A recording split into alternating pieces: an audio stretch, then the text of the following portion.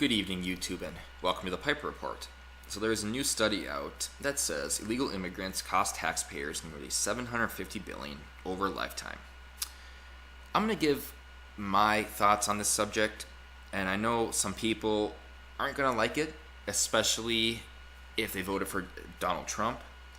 But here is my opinion on what should happen with the illegal immigrants that are already in this country.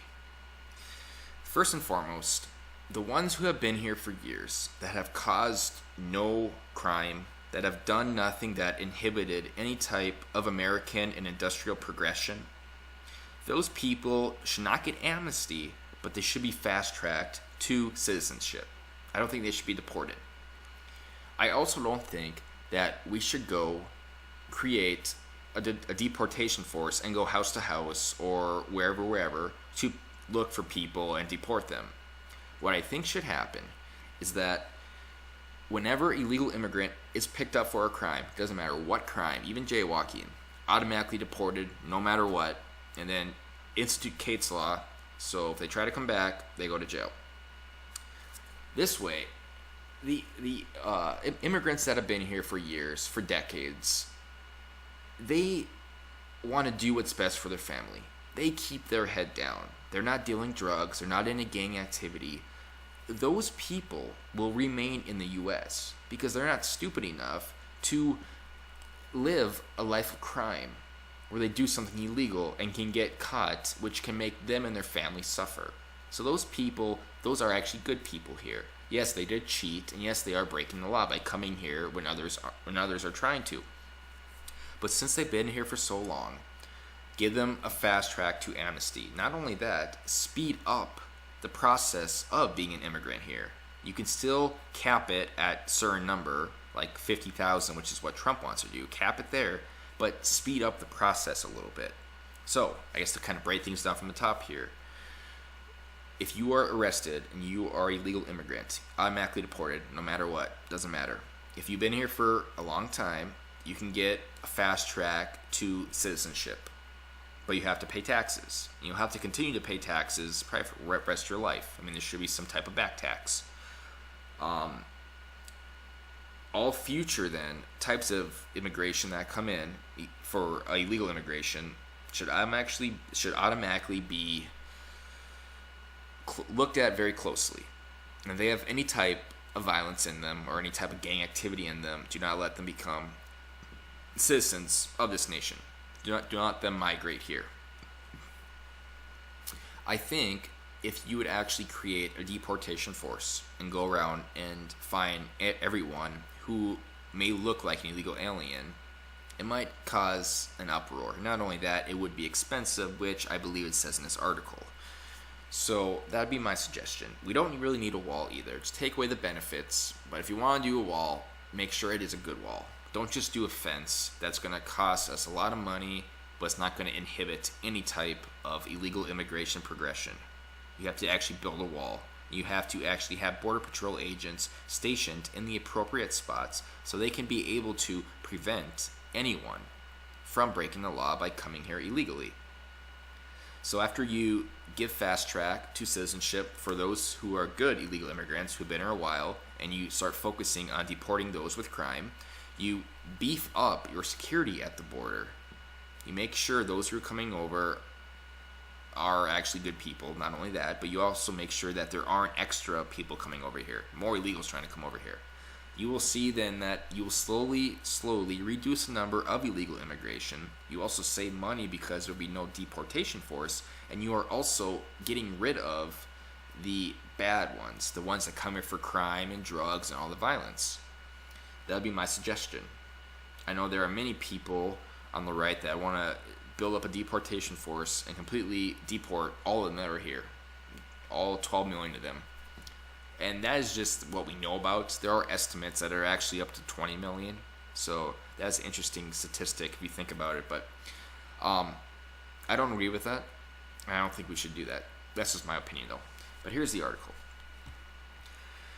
Deporting the country's estimated 11 million legal immigrants would cost nearly $125 billion but allowing them to remain in the U.S. could cost taxpayers far more, according to a new report being released Thursday by a think tank that wants to see stricter immigration limits.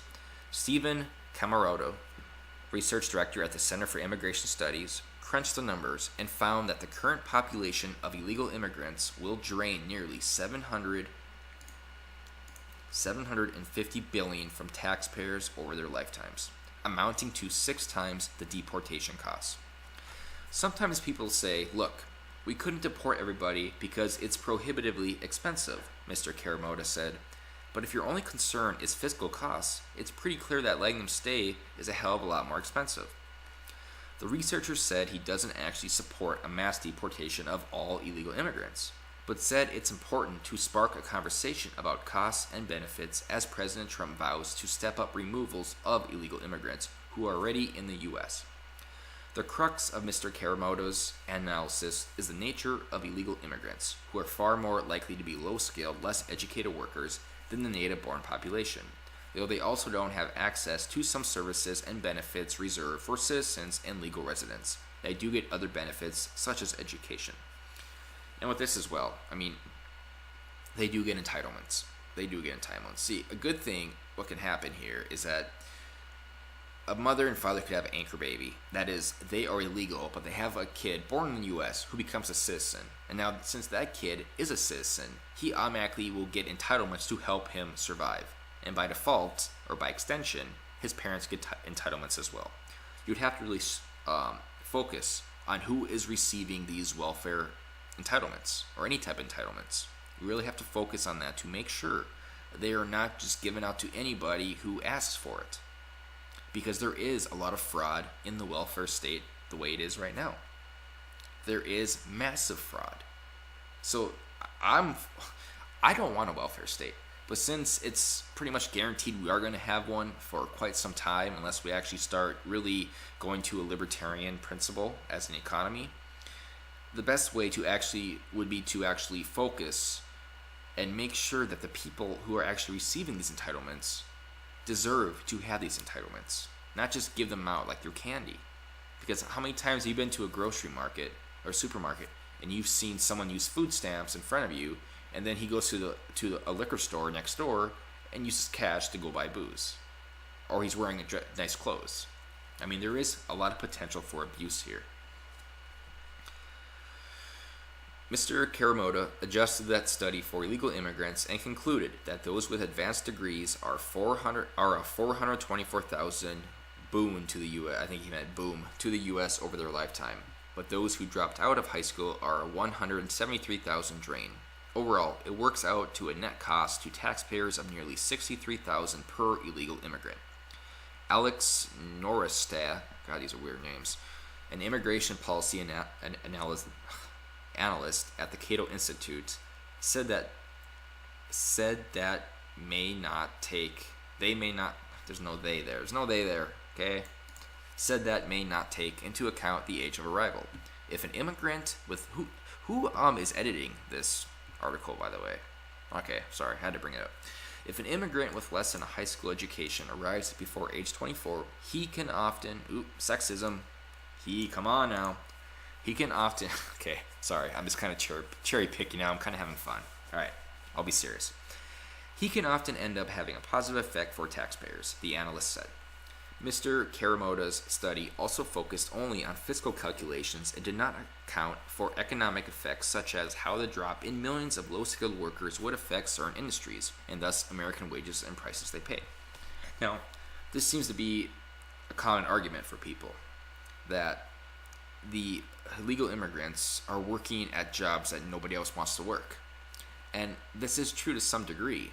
However, you would know, or you would witness, that if you actually got rid of government subsidies, you got rid of the minimum wage, and you got rid of business regulations, you would see that there would be people actually working those jobs. They might be young people, they might be students, but they would find people. Not only that, since the regulations are low enough, this would spur more people to open businesses because their costs would actually be less.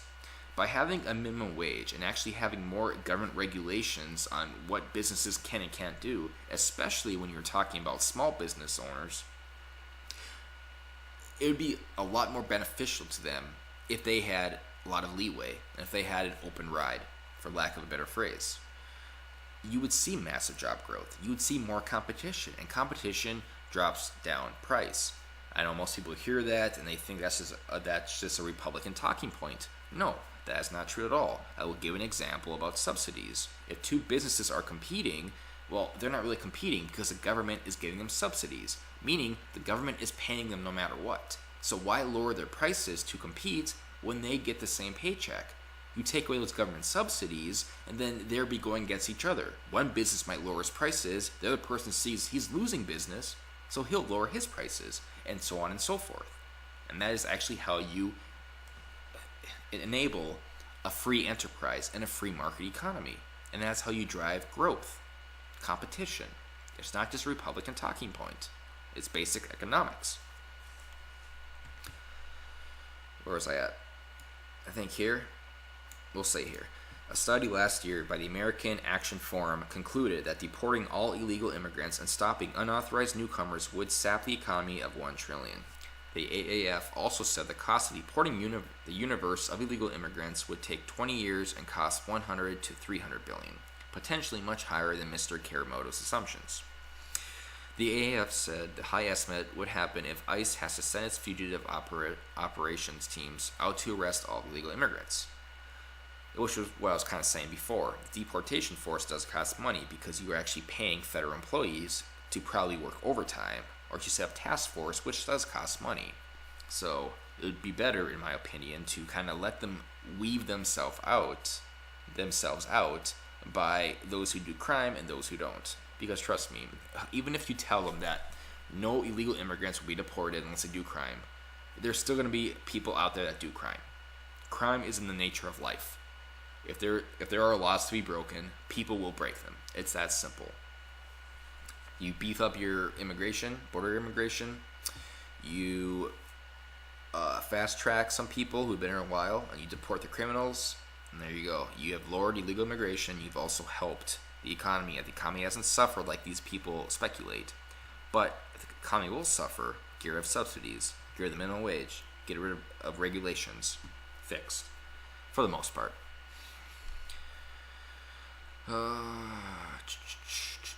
Mr. Karamoto, though, took the average dollar amount for deportations in 2016 and put the cost at $10,854 per person, or $124.1 billion for the 11 million total. Using numbers from 2012, when authorities set a record for deportations while spending less, the total came to under $6,000 per deportation, or $67.6 billion for the total population. Which is, I brought this up in past videos here. People say Trump's evil for deporting people. Well, Obama has a record for deporting the most amount of illegal immigrants. They say Trump's a liar and hides stuff. Obama has the record for the most denials of Freedom of Information Act requests.